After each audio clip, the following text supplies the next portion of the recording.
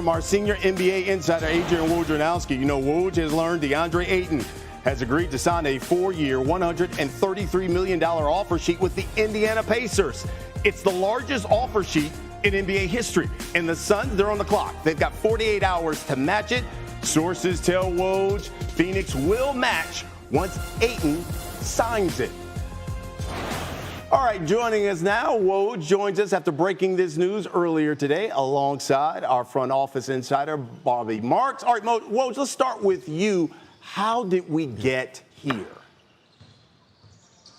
Yeah, Brian, when Phoenix did not offer DeAndre Ayton a max contract extension in the fall, allowing him to go in restricted free agency, they essentially dared his agents, Bill Duffy, Nima Namakian, to go out in the marketplace and get a max offer sheet, and they've done that now. 4 years, $133 million from the Pacers, and now they've got 48 hours in Phoenix to match that sheet. All expectations are that they will do just that. But listen, there's been some acrimony, I think, with DeAndre Ayton and the Suns, the #1 overall pick. Several players in his draft class got max contracts, felt like he's performed at a high level, but they dared him to go out in the marketplace. He's done that now, and once he signs the offer sheet, I'm told as soon as today, they'll have those 48 hours to match Indiana's sheet and keep him back with them. They cannot trade him until January 15th, although DeAndre Ayton would have veto power over any trade for a full year. Yeah, that's critical, Woj, because all we've heard lately is that possibly DeAndre Ayton using him as a sign-and trade to get Kevin Durant to Phoenix. So what's next in the process here for Phoenix Suns? Yeah, Brooklyn has never really had a significant interest in DeAndre Ayton being part of a sign-and-trade package. He probably would have gone elsewhere in a multi-team deal. But once he signs this offer sheet, that takes him out of that. And Phoenix, listen, they have great interest in Kevin Durant. It's difficult for them to put the pieces together now without Ayton maybe perhaps being able to go to a third team. Devin Booker can't be traded for a year with his new extension. And so, I think for Kevin Durant, there's certainly other destinations, other teams that remain with significant interest in him. But you go back to DeAndre Ayton and Phoenix. Indiana tried to engage them on sign-and-trade scenarios. Phoenix has not been interested in that. So if they just match the offer sheet, then they bring him back. And for Phoenix to let Ayton walk, it would be a shocking decision. They are a championship-level team, and you just cannot let a player of his caliber walk without getting anything in return for him. And so certainly the expectation is here, Phoenix will match that offer sheet once it's signed later today. Okay, thank you so much for that, Woj. Bobby, let's bring you into this conversation now, because obviously Brian and Woj just touched on it, but if the Suns do indeed match that offer sheet, as Woj says it looks like they're going to from Indiana, how will that impact their pursuit of Kevin Durant from your perspective? Well, I don't want to say it eliminates them, but it further complicates things, Shay, because what happens is we start running out of players here, because Ayton was never going to Brooklyn in a sign-and trade because of the hard cap, but that eliminates an asset off the table where he could have potentially gone to a third team. So now the pool of players is basically down to players like Mikal Bridges, Cam Johnson, Jay Crowder, Landry Shamet. They've got 4 first-round picks. And remember, this is a Brooklyn team waiting for that perfect offer. And when you put those type of players on the table, I don't see that as being that perfect offer as far as there. And maybe the picks can turn into a third team. But for right now, I would say that, I don't want to say eliminates, but I would say certainly further complicates things as far as Kevin Durant to the Phoenix Suns. Interesting. Well, Phoenix won 8 more games than any other NBA team last season. If this all goes through, we'll see what happens. Adrian Wojnarowski, thank you. Bobby Marks, thank you. Enjoy the rest of your time in Vegas, guys. GM Jalen, you are the GM of the Brooklyn Nets. I am playing the role of your former teammate, Rob Pelinka. I am the GM of the Lakers. I'm gonna get in the phone. I'm gonna get in the phone. Mr. Rose, how you doing? How you doing this afternoon? What up, Dow? Oh, it is you. I can always tell from the greeting. I'm glad you picked up my call. I've noticed that you're having some difficulty there with your personalities, your locker room, and your roster. Seems like you've got a couple unhappy stars over there. KD asked for a trade. Kyrie doesn't seem like he wants to be there. He had a tough season last year. Got swept by the Celtics. You know what? I'm going to do you a favor, Mr. Rose. Oh, you're going to do me a favor. I'm going to do you a favor. Okay. I'm going to take your problems off of your hands. I'm going to take, well, you know what? I've got a trade proposal for you. Take a look at this.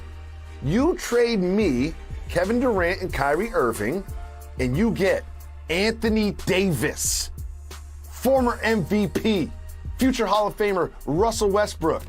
And you know what? I'm going to throw in a first-round pick.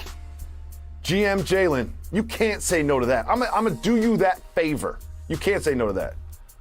See, here's the thing about this conversation. I appreciate you taking the time. Okay, thank you. I have the former MVP in Kevin Durant. We're getting one Anthony back, Davis has never been an MVP. Future MVP. So when you call me about Anthony Davis, let's talk about games missed. Did you know that my former MVP, KD, actually missed more games the last 3 seasons than Kyrie Irving? Did you know that? But did you also know that he has 4 years remaining on his contract, and he's still one of the top 2 or 3 players in the entire NBA? I'll take that off your hands. You're welcome. So if you want to call me about KD, you don't even have the deal to take to get that done. Let's talk about Kyrie. No, you don't even have the assets to get that done. You don't have the assets. You don't. Hold on. I got something we can talk about. If you want to send me Anthony Davis, Kyrie Irving can be in conversation. We can work that. That's not on the table right now. But you know what I'm going to do, Mr. Rose? You know what? Because our relationship is so good, I'm going to sweeten the pot. I got another trade proposal for you. Okay. Anthony Davis, Russell Westbrook, 2027 first-round pick, and Austin Reeves. I'm putting Austin Reeves in the trade, dog. I'm putting Austin Reeves. You can't say no to that. I'm not going to be able to do it. No. Not even Reeves on the table? Not even Reeves on the table? Look at that athlete right there. No? KD is off limits to your shots. You guys just don't have the assets. Now, if you want to send me Superman literally, like Christopher Reeves, you know what I'm saying? Then we can talk about something. But in all honesty, you don't have the assets to get KD. Like, the only way you can get KD from me is if you trade me LeBron. Like real talk. Now, this Anthony Davis and Kyrie thing, let's talk more about this. They're both top 10, top 12 players. Not really. Why do you not believe so? Well, Mr. Irving has not been that available for the past few years. And Mr. Davis has also had some health issues as well. So I might not put them in the top 10 right now, but top 24, sure. Now, Mr. Rose, are you officially denying the counter offer that involves Austin Reeves? You know what? As far as I'm concerned, I'm going to do you a favor. What's that? Austin Reeves should be untouchable for you. That's a good point. That's a good point. Like, I'm taking him off the table. Yeah, I'm taking Austin Reeves off the like table. Him and LeBron should be untouchables for your I'm team. gonna talk to Miss Bus. I'm gonna talk to Miss Bus, and I'll get back to you. All right, Mr. Rose. Appreciate you. All right. Love. Jalen Rose. We get to talk. Kyrie is to stay with the Nets next season. Chop it, but I would chop it into pieces in Brooklyn. Okay. Because I just don't see when the culture is as broken as it has been, y'all, where it fixes itself. Okay. And I know that Perk is saying, hey, give it one more chance, see what happens. And let's be clear here. If Kevin came back, I think they could make that work. Okay. If he pulls back, it's Kyrie. I don't see how you can keep him in that situation given all the problems that arose over the last couple months of the season. I'll chop it, but I'm going to go the other way. Because I'm going to chop it up. I feel like literally every single thing that could have gone wrong within this era of Kevin Durant and Kyrie Irving. Is that a Freudian slip there? But no, era. I was going there, but I see what you were doing there. Literally things you couldn't have even made up or even dreamed. Like the fact that Kevin Durant, first he comes in off of injury. Yeah. Then his tenure starts with a pandemic. There's no fans, right? Then they're happen to play in a state with a vaccine mandate. And whether or not you agree with Kyrie Irving's stance on it, I don't think Kyrie could have even imagined that he would have to take a stance on whether or not he was going to play half the games. Then you got James Harden, who was in and out. This was a team that was championship or bust that then was out and swept in the first round. Imagine if next season they were just normal. You would have a chance to have everybody build chemistry, start from the beginning. Any team with Kevin Durant and Kyrie Irving, you're not rebuilding. You have a chance at contending. Okay. But you're also not normal. Right. You got those characters But what they've gone through normal. is so crazy. I feel like, what would it look like? We don't even know what Ben Simmons looks like. Right. We're gonna have to see what Ben Simmons looks like. Perk, you've been chopping this with us all day, all week, all month. It feels like. So we're gonna move on to the next one. Roz, you're up on this one. Malcolm Brogdon. Yeah.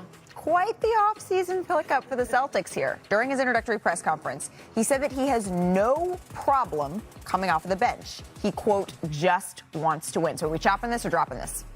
Well, I believe that he just wants to win, but I'll drop it. Okay. I just think, what dropping means don't talk, right?